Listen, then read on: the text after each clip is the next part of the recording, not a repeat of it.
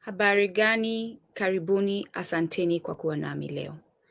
The name is Nduku. I am the host on Kumbukeni, and we are now doing daily Proverbs, METHALI ya SIKU. Today is our third day where we will be sharing, I will be sharing different Proverbs in KiUbuntu, otherwise known as Kiswahili or Swahili, and breaking it down and comparing it to our contemporary times and the message that is being sent to us.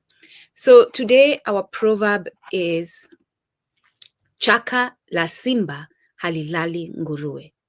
Chaka la simba halilali nguruwe. Chaka la simba halilali nguruwe. The translation is, a pig does not sleep in a lion's bush. The meaning, maana yake, is sehemu ya mwitu anamokaa simba, nguruwe halali, au hakai kwa kituo mahali hapo. Sehemu ya mwitu anamokaa simba, nguruwe halali, au hakai kwa kituo mahali hapo. Sehemu ya mwitu anamokaa simba, nguruwe halali, au hakai kwa kituo mahali hapo. So the translation, a part of the forest where the lion lives, a pig does not sleep, nor does the pig station itself at that place. Or the part of the forest where the lion lives, a pig does not sleep, nor does the pig station itself at that place. Further meaning, this means that where the lion has made its dwelling, weaker animals like the pig do not stay or attempt to make it their home. The lion dominates the space by strength and authority, forcing others to avoid it. So matumizi, how is this proverb used in our daily lives? How was it used when it was first created? How can we use it in our daily lives? Methali hii inatumiwa na mtu kwa maana ya kuwa hawezi kupakaa mahali fulani kwa sababu ya maonevu ya aliyemzidi nguvu. Methali hii inatumiwa na mtu kwa maana ya kuwa hawezi kupakaa mahali fulani kwa sababu ya maonevu ya aliyemzidi nguvu. Methali hii inatumiwa na mtu kwa maana ya kuwa hawezi kupakaa mahali fulani kwa sababu ya maonevu ya aliyemzidi nguvu. What does that mean in English? This proverb is used by someone to mean that they cannot stay in a certain place because of the oppression of someone who is stronger than them. It points to the reality of power and domination. It recognizes that when there is an imbalance of strength, whether physical or political or social, the weaker party may be forced out, oppressed, or made uncomfortable. It is not only about animals, but about human dynamics of survival, oppression, and resistance. It reflects both the harshness of reality, the strong often displace the weak, and the wisdom of knowing when to avoid danger or confrontation.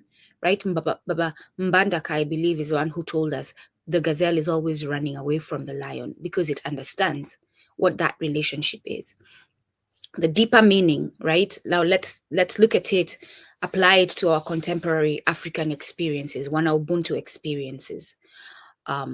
Let's look at the colonial and neo-colonial oppression, right? During colonization, Europeans became the lions who claimed Africa's forests, lands, and resources.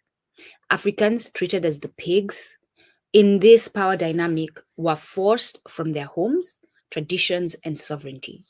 Even after independence, neo-colonial systems of economic and military domination still force Africans into displacement and subjugation. The global inequalities.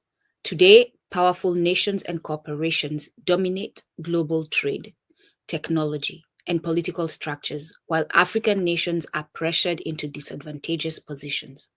This is very much like the lion holding territory, while others are prevented from dwelling freely. When it comes to class and internal oppression, right? Within African societies, the proverb can also apply to situations where the rich or politically powerful dominate resources, forcing the poor to remain on the margins. Corruption land grabs, and unequal development create conditions where many Africans feel like they cannot sleep in the bush of the lion because the powerful elite control it. For example, politics. They cannot be involved in politics because it is the game of the elites. Especially when you bring in language and certain requirements, I'll call them, being given in order for someone to occupy certain office, right? You must speak this way, you must dress this way, and all that. The diaspora experience, Africans abroad, and we're talking about the descendants of enslaved Africans abroad, and also those who have moved willingly abroad. Africans abroad often face systemic racism and discrimination. In many societies, it can feel as though they are the pig, told they cannot belong in the spaces dominated by the lion of white supremacy and structural exclusion. So the UK is the lion's bush. Europe is the lion's bush. This is where these people live. So when we go to live there with them, we must understand that we are in danger. We literally must understand that. We are now in their bush, the lion's bush. We are the pig in the lion's bush because we have no control. We have no power. We have no leverage. We do, but we're not using it, and therefore we don't have it. The wisdom of survival that this proverb sends to us, because a lot of times Proverbs, actually all the time Proverbs are used to caution and to guide you on how to move forward. The proverb also contains practical wisdom. Sometimes one must withdraw strategically when overpowered to preserve life and regroup. I need this lesson. I could use this lesson. I'm grateful for this lesson and this reminder. African liberation movements often had to go underground, retreat into forests or neighboring countries, or adopt non-traditional strategies because the lion of empire was too powerful for direct confrontation. The Kenya Land and Freedom Army were hiding in the woods. They knew they couldn't just live in their local homes anymore like they did before. They had to strategize and move to a place that wasn't easily accessible to these criminals.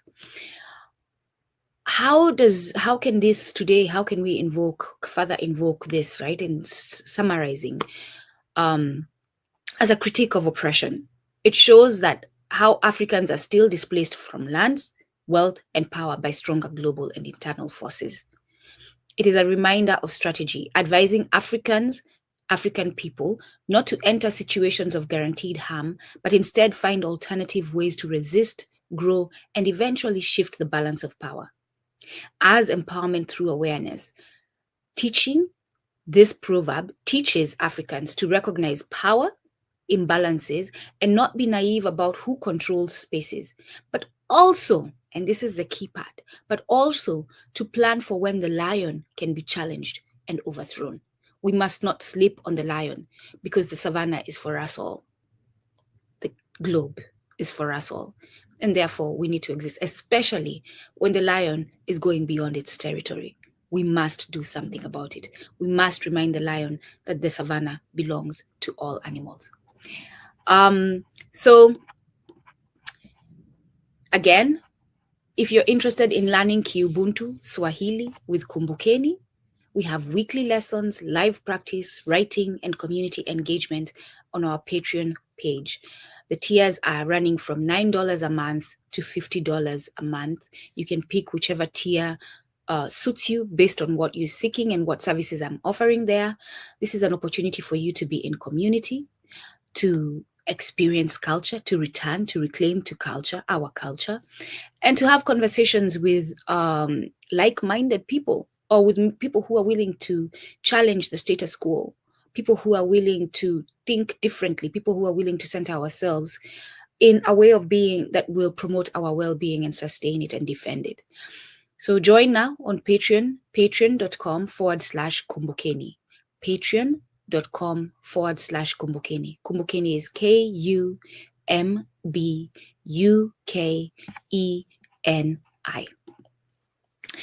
KiUbuntu. Why am I calling this language KiUbuntu, that has been known as Kiswahili or Swahili for so many years?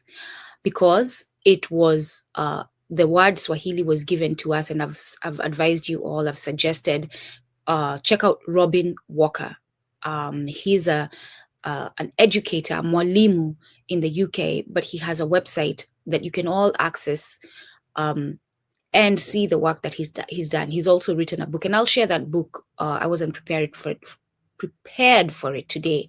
I will share it on one of the broadcasts soon. I will share the book, but get the book and learn about our history. He shares about the history of the Swahili coast, of the East African coast, where the Arabs arrive and they name us using an Arabic term. And we've gone with it this whole time. But we have our own term.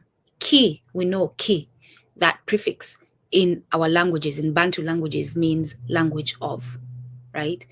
And then Ubuntu is our way, but we are the people of Ubuntu, and therefore KiUbuntu is the language of the people of Ubuntu, right? And this is our language of unity. This is the language that will allow us to come beyond our cultures, beyond our other national languages. We can now come together and converse using one African language. We're not saying dismiss your culture. We're not saying dismiss your language. We're saying let's find a language that can bring us to the table to understand each other, that is not foreign, that is not Western, that is not of those who invaded and brought maafa upon us. So, Asanteni, Kila, heri. Kila, heri means all blessings. I wish you well. Peace.